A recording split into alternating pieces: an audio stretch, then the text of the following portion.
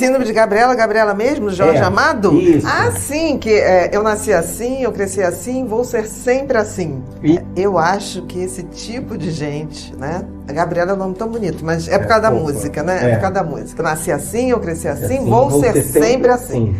Olha, é muito ruim lidar com pessoas assim, porque assim, são aquelas pessoas que não aceitam críticas, né? Em geral, pessoas que acham que elas são imutáveis, que elas estão aqui para que os outros se adaptem a ela e não ela se adapte aos outros. Então é quase dizer que Síndrome de Gabriela seria uma mistura de um pouco de narcisismo, um pouco de perfeccionismo, né? De não mudar, e um pouquinho também de uma vaidade ou um excesso de medo de crítica.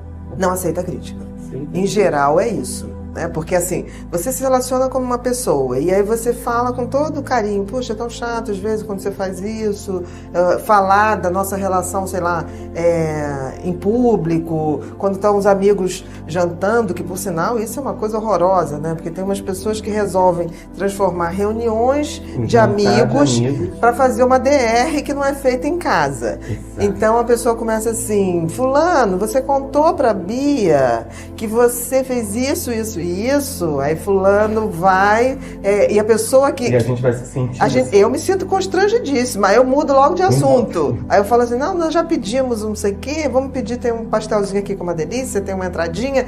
Eu tento mudar, e fulano continua, né? Tipo assim, mas ela falou pra você que no aniversário ela esqueceu de me dar o presente. Então assim, isso é muito feio. Mas na hora de debater, não debate. Aí resolve levar isso para um grupo. Isso é mais ou menos terapia. Então eu noto assim, são pessoas muito difíceis de convivência, são pessoas que se acham cheias de razões e certezas.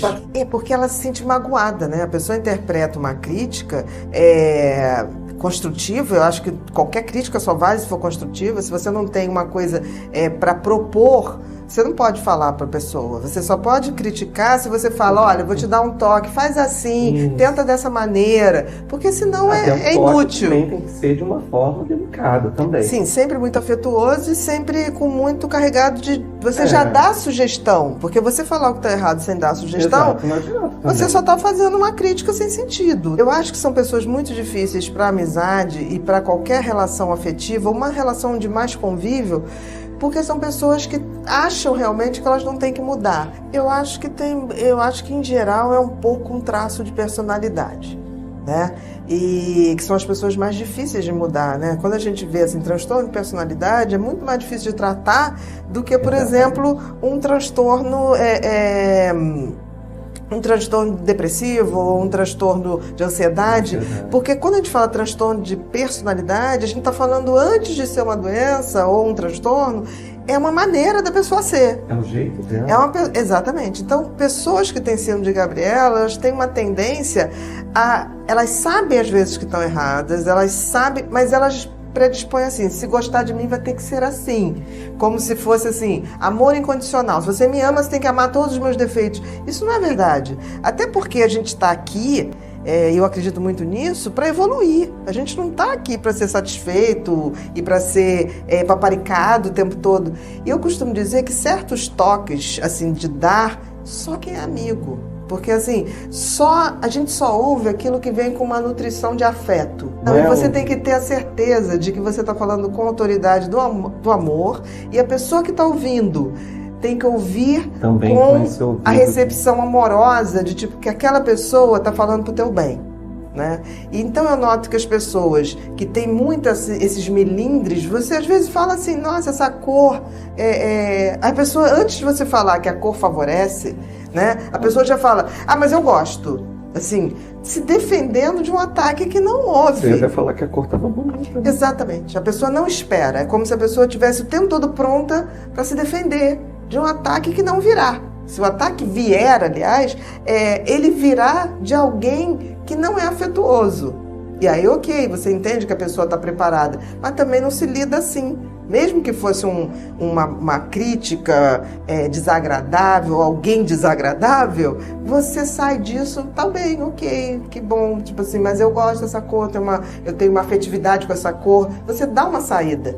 Eu não sei se vai ficando sozinha, porque tem uma questão, né? Essas pessoas acabam, a síndrome de Gabriela, elas acabam se envolvendo e buscando pessoas que se adaptem a essa característica. Então, tipo assim, eu sou assim, eu não vou mudar. Então, ela já busca pessoas com uma submissão a isso.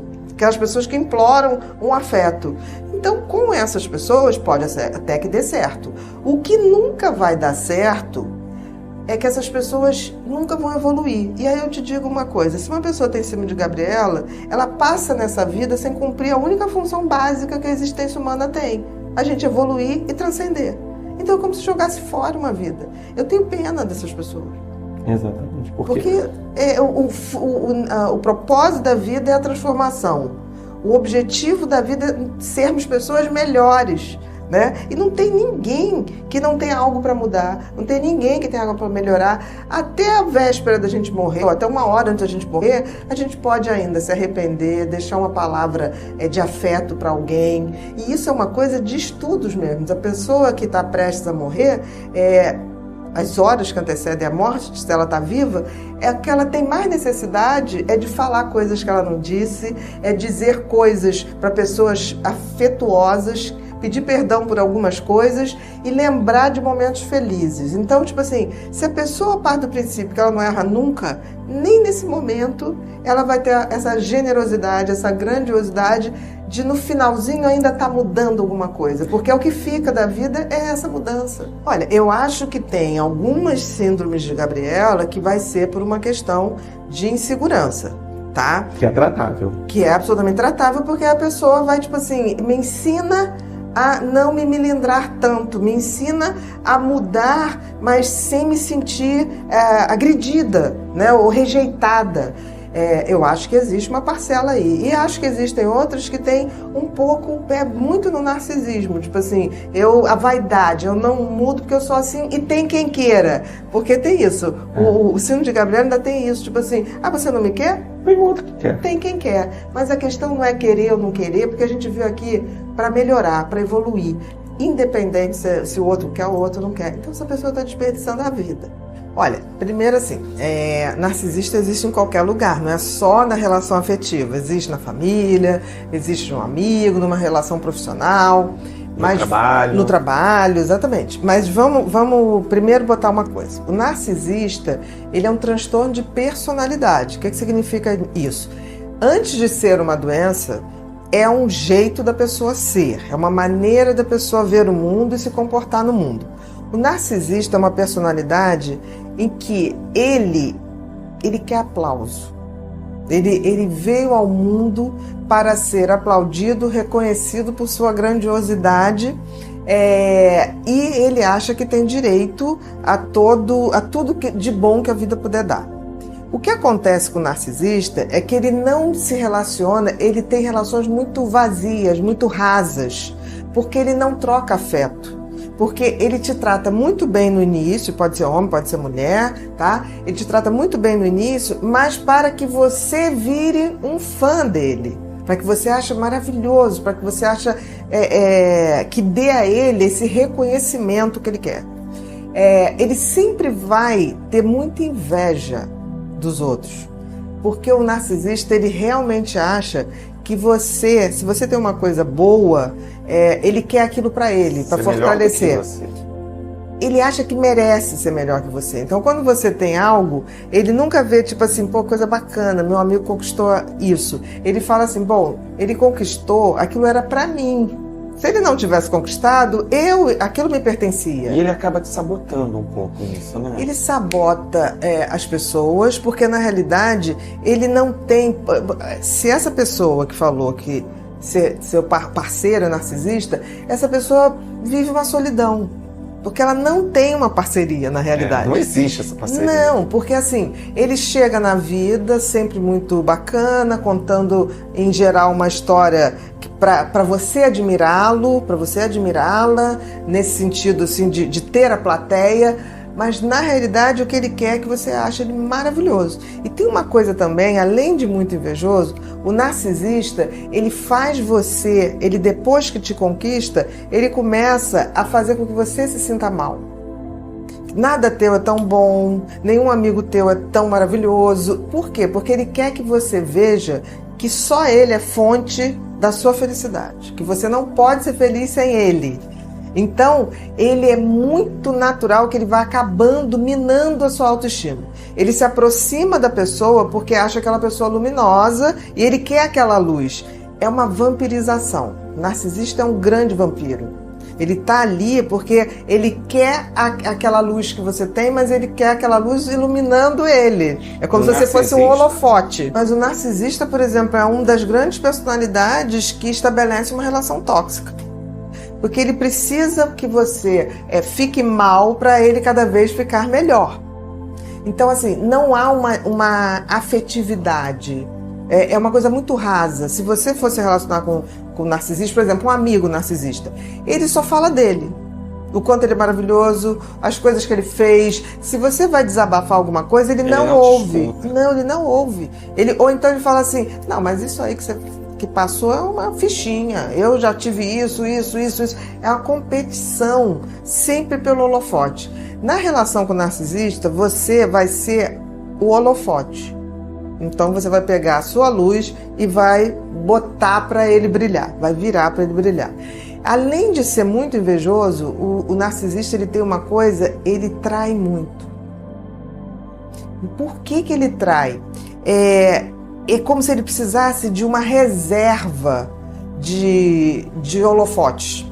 Então, por exemplo, ele tá bem com você, ele te conquistou. Aí ele fica assim, bom, essa eu já conquistei, esse eu já conquistei. Aí eu vou botar meus tentáculos para outro, porque é como se fosse um buraco que ele precisa o tempo todo que as pessoas reafirmem que ele é maravilhoso, que ele é fantástico. Ele tá o tempo todo coisando isso. É como se ele tivesse que dominar outra plateia, como se ele tivesse que pegar outro fã, né? Ele tá buscando fãs, ele não tá buscando uma relação de troca. Ele está buscando aquele aplauso que vem. E com isso, o que acontece? Quando você não dá isso, né, ele vai trair dando ou não dando. Você pode dar tudo para o narcisista que ele vai trair. Porque ele vai querer essa reserva de aplausos, ele vai querer essa reserva de brilho para ele. E é em todas as parcerias, né? Em todas as parcerias. O narcisista, se você for caindo no jogo dele, acontece que você adoece. Porque você vai se sentindo uma coisa inútil. E ele guarda um momento ali que, se você vai alimentando aquilo, ele vai caminhando quase para uma perversidade. No sentido assim de você ter que se anular totalmente para que ele tenha razão. Então, por exemplo, o narcisista, ele nunca fala assim, a relação acabou porque a gente não estava se dando bem. Ele vai dizer, não, acabou porque ela fazia isso. Vai inverter, vai dizer que quem traía era a pessoa. Tudo que ele fizer no sentido de denegrir a pessoa, ele instintivamente está falando dele. É muito difícil.